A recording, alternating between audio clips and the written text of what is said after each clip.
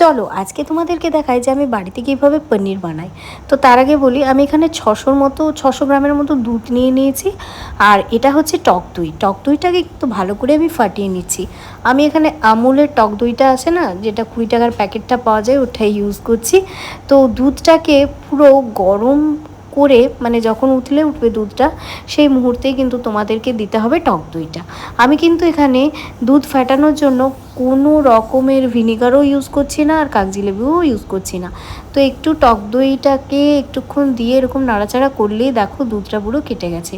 এরপর আমি কি করলাম, একটা কাপড়ের মধ্যে ভালো করে ছানাটাকে নিয়ে ঠান্ডা জল দিয়ে ভালো করে পরিষ্কার করে নিলাম। তারপরে এইভাবে একটা বড় নোড়া দিয়ে চাপা দিয়ে রেখে দিলাম। তারপর আমি ফ্রিজেও কিন্তু আধ ঘন্টার মতো রেখেছিলাম। তারপর আমার দেখো পনির রেডি।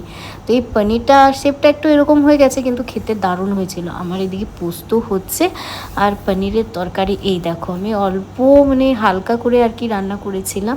তো এটাই ব্যাস, এরকমভাবে কিন্তু আমি বাড়িতে পনির বানাই। তো একদিন তোমাদেরকে পুরো পনিরের রেসিপিটা শেয়ার করবো, দাঁড়াও। তো আজকে